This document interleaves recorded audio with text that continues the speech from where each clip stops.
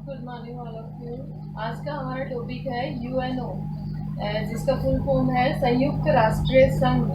ये विश्व स्तर की एक संस्था है जो बहुत सारे देशों ने मिलकर बनाई है अंतर्राष्ट्रीय स्तर पर शांति बनाए रखने के लिए। और जो भी विवाद होते हैं, मुद्दे होते हैं दो या दो से अधिक देशों के बीच, उनका निपटारा यूएनओ के द्वारा ही किया जाता है। यूएनओ से पहले विश्व स्तर की राष्ट्रीय संघ एक संस्था थी जिसकी स्थापना 1919 में हुई, लेकिन वो असफल हो गई।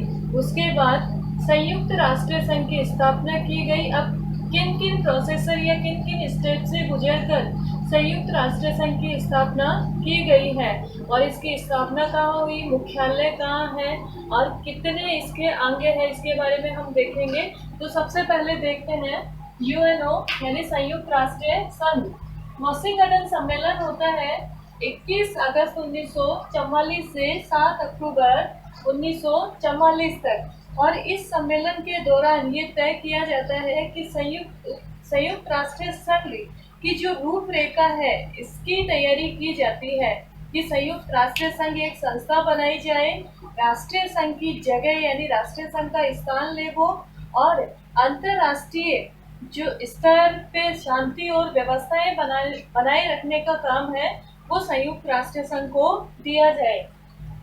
फिर याल्टा सम्मेलन होता है 4 फरवरी 1944 को, और इस याल्टा सम्मेलन में 3 बड़े देशों के राष्ट्रपति भाग लेते हैं। ब्रिटिश राष्ट्रपति चर्चिल, सोवियत स्टालिन और अमेरिका के राष्ट्रपति थे रूजवेल्ट, ये भाग लेते हैं। और इसकी जो आगे की प्रोसेसर है वो करते हैं, यानी प्रतिनिधि के रूप में भाग लेते हैं। तो क्वेश्चन पूछ लिया जाता है कि याल्टा सम्मेलन कब हुआ और इसमें किन किन देशों ने हिस्सा लिया। 3 देशों के राष्ट्रपतियों ने, तो राष्ट्रपतियों के नाम भी हमें याद रखने हैं, चर्चिल, स्टालिन और रूजवेल्ट। इसके बाद होता है सैन फ्रांसिस्को सम्मेलन। सैन फ्रांसिस्को सम्मेलन यानी रूपरेखा बना ली जाती है। उसके बाद सैन फ्रांसिस्को सम्मेलन होता है, उसमें प्रतिनिधि अपने हस्ताक्षर करते हैं कि हम यूएनओ के सदस्य बने हैं, यानी यूएनओ या संयुक्त राष्ट्र संघ के सदस्य के रूप में सदस्यता ग्रहण करते हैं और हस्ताक्षर करते हैं।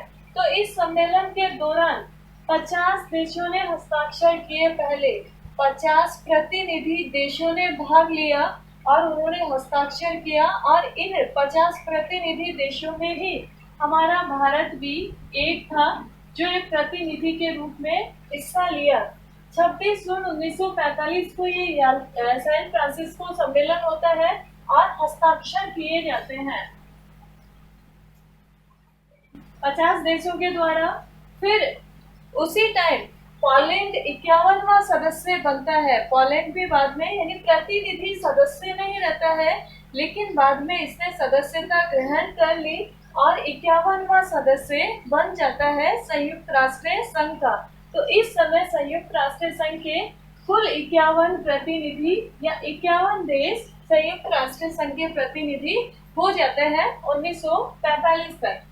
यूएनओ के सदस्य और इसके मुख्यालय की बात करें तो यूएनओ अस्तित्व में कब आया, इसकी प्रोसेसर तो शुरू हो गई थी वाशिंगटन सम्मेलन से ही, और अस्तित्व में आया यानी संयुक्त राष्ट्र दिवस भी हम सेलिब्रेशन करते हैं 24 अक्टूबर 1945 को। संयुक्त राष्ट्र संघ अस्तित्व में आया और संयुक्त राष्ट्र दिवस 24 अक्टूबर को सेलिब्रेशन किया जाता है। यूएनओ के सदस्य इस समय 51 थे, यानी प्रतिनिधि देश सदस्य का मीन है कितने देश इसके प्रतिनिधि बने हैं, तो 51 देश इसके प्रतिनिधि बने थे। इसका मुख्यालय 1946 में इसके मुख्यालय की स्थापना हुई और न्यूयॉर्क में इसका मुख्यालय स्थापित किया गया। वर्तमान में इसके सदस्य देशों की बात करें तो वर्तमान में प्रेजेंट में 193 इसके सदस्य देश है। सूडान भी इसका सदस्य देश बन गया है, 193 नंबर का है। घोषणा पत्र या ये कहें इसका संविधान भी बनाया गया है और संविधान को घोषणा पत्र कहा गया है। तो इसके घोषणा पत्र में 19 अध्याय है, जैसे भारत का संविधान है उसमें 22 भाग है, 395 अनुच्छेद है। वैसे ही यूएनओ का भी एक घोषणा पत्र है, यानी एक संविधान बनाया गया है। उसमें 19 अध्याय है और 111 अनुच्छेद है। अब 111 अनुच्छेद में अलग अलग चीजों के बारे में डिटेल से दिया गया है। चेंजेस कर सकते हैं, यानी कोई भी सदस्य है वो इसका सदस्य बन सकता है या हट सकता है, इसके बारे में अनुच्छेद। इसमें कोई परिवर्तन करना हो, संयुक्त राष्ट्र संघ के जो रूल्स हैं उनमें कोई परिवर्तन करना हो, घोषणा पत्र में कोई परिवर्तन करना हो, तो अनुच्छेद 109 में इसके बारे में जानकारी दी गई है। और परिवर्तन कैसे किया जाएगा इसके नियमों में, महासभा के 2/3 मत प्लस सुरक्षा परिषद का भी समर्थन इसको प्राप्त होना चाहिए, फिर इनमें परिवर्तन कर सकते हैं। इसका एक अलग से झंडा है, यदि प्रस्तावना कह सकते हैं, संयुक्त राष्ट्र संघ की प्रस्तावना भी लिखी गई है और झंडा भी है इसका अलग से, सिंबल भी है। और इसके झंडे को स्वीकृति मिली 20 अक्टूबर 1947 को, इसके झंडे को स्वीकृति प्रदान कर दी गई थी। अब इसका जो सिंबल है या संयुक्त राष्ट्र संघ का जो प्रतीक है वो हम देखें तो पीछे से बिल्कुल ब्लू यानी नीला है उसका प्लेटफॉर्म, और उसपे जैतून का जो पौधा होता है, जैतून की टहनियां 2 साइड में लगी हुई है और बीच में सिंबल दिया हुआ है। तो जैतून यानी जो ओलिव ट्री है उस प्लांट की ली गई है। तो जैतून का लेने का मीन हुआ, जैतून शांति का प्रतीक होता है, इसलिए यानी विश्व शांति का प्रतीक है संयुक्त राष्ट्र संघ, विश्व में शांति बनाए रखने पर जोर देता है। और इसके उद्देश्यों की बात करें, यानी किन उद्देश्यों की पूर्ति के लिए संयुक्त राष्ट्र संघ की स्थापना की गई है, क्या क्या इसके उद्देश्य हैं, उद्देश्यों के बारे में अनुच्छेद 1 में उल्लेख किया गया है। इसके उद्देश्य हैं यानी विश्व स्तर पर शांति व्यवस्था बनाए रखना, इसके अलावा सामाजिक, आर्थिक, राजनीतिक, तकनीकी दृष्टि से देखें तो व्यवस्थाएं बनाए रखना, निशस्त्रीकरण की धारणा पे जोर देना, यानी कोई भी देश शस्त्रीकरण नहीं अपनाएगा, निशस्त्रीकरण की नीति का अनुसरण करेगा। तो इसके ये प्रमुख उद्देश्य हैं। अनुच्छेद 2 में सिद्धांतों के बारे में दिया गया है, कुछ सिद्धांत भी है इसके यूएनओ के, और सिद्धांत ये है कि सभी देश आपसी शांति बनाए रखेंगे, व्यवस्थाएं बनाए रखेंगे और जो चार्टर में जो नियम दिए हुए हैं उनका फॉलो करना है। इसके अलावा कोई भी देश दूसरे देश को धमकी नहीं देगा, उस पर आक्रमण नहीं करेगा। इसके अलावा और भी कुछ नियम है, यानी यूएनओ का जो चार्टर बना हुआ है उसमें ये साफ साफ लिखा हुआ है कि यूएनओ किसी भी देश के घरेलू मामलों में हस्तक्षेप नहीं करेगा, और अगर किन्हीं 2 या 2 से अधिक देशों के बीच विवाद होता है तो इस तरह के विवाद को यूएनओ में यानी अंतर्राष्ट्रीय संघ में या अंतर्राष्ट्रीय जो संघ बनाया गया है इसमें ले जाया जा सकता है। इसमें उन देशों का विवाद रखा जाएगा और निपटारा किया जाएगा। फिर है इसकी सदस्यता, इसकी सदस्यता किस तरह से ग्रहण की जाती है इसका उल्लेख किया गया है अध्याय 2 में, अनुच्छेद 3, 4, 5, 6 में इसके बारे में लिखा हुआ है।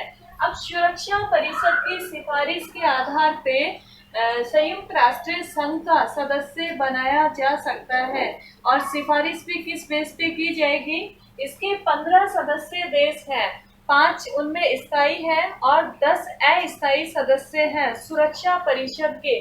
तो स्थायी सदस्य टोटल 15 में से 9 सदस्यों की स्वीकृति आवश्यक होती है किसी भी देश को यूएनओ का सदस्य बनने के लिए। उन 9 में से 5 स्थायी देश स्वीकृति प्रदान करेंगे। 5 स्थायी देश कौन कौन से हैं सुरक्षा परिषद के? चीन, फ्रांस, रूस, इंग्लैंड, अमेरिका, ये स्थायी देश हैं। और अस्थायी देशों में हमारा भारत भी रह चुका है। सदस्यता वापसी, यानी कोई भी देश अपनी सदस्यता वापस भी ले सकता है। किस बेस पे ले सकता है? चार्टर में जो लिखा हुआ है उसके जो नियम है उनका अगर फॉलो नहीं कर पाता है, असमर्थ हो जाता है, तो कोई भी देश अपनी सदस्यता वापस ले सकता है। इस तरह से यानी जब संयुक्त राष्ट्र संघ की स्थापना हुई थी उस समय से लेकर आज तक केवल इंडोनेशिया ने 1965 में अपनी सदस्यता वापस ली थी और एक साल बाद वापस से सदस्य बन गया, यानी वापस भी सदस्य बन सकता है। और सदस्य देशों को यूएनओ के नियमों में जो लिखा हुआ है, जो नियम बने हुए हैं, उन नियमों को फॉलो करना आवश्यक है। सदस्यता का निलंबन कैसे किया जा सकता है, इसका जो डिटेल है वो धारा 5 और 6 में लिखी गई है। यानी चार्टर में जो नियम लिखे हुए हैं, चार्टर जो बना हुआ है उसका अगर उल्लंघन किया जाता है किसी भी देश के द्वारा तो उसको हटा सकते हैं, उस सदस्य देश को उसका निलंबन किया जा सकता है। इसके लिए भी 9 सदस्य देशों की सहमति आवश्यक होती है और 9 में से 5 स्थायी सदस्य, ये वाले 5 स्थायी सदस्य आवश्यक रूप से होने चाहिए। चीन, फ्रांस, रूस, इंग्लैंड एंड अमेरिका।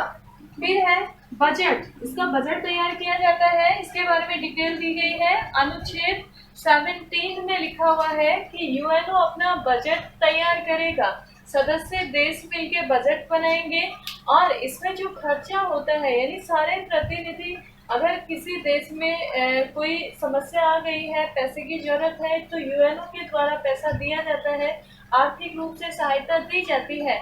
यूएनओ का स्वयं का भी खर्चा होता है, तो उस खर्चे के लिए पैसा कहाँ से आएगा, प्रतिनिधि जो देश है वो पैसा देंगे।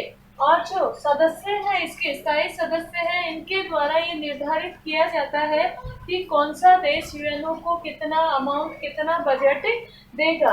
अब इसकी भाषा की बात करें तो यूएनओ की आधिकारिक भाषा भी है, यानी यूएनओ में कौन कौन सी भाषाओं का उपयोग किया जाता है। तो 6 भाषाओं, पहले 5 भाषाएं थी और प्रेजेंट में 6 भाषाएं हैं। यूएनओ या संयुक्त राष्ट्र संघ में 6 भाषाएं आधिकारिक भाषा के रूप में है। वो 6 भाषाएं कौन कौन सी हैं? चीनी, अंग्रेजी, फ्रेंच, रूस, स्पेनिश और अरबी भाषा। अरबी भाषा को बाद में यूएनओ में जोड़ा गया है। तो प्रेजेंट में कितनी भाषाएं हो गई? 6 भाषाएं प्रेजेंट में है।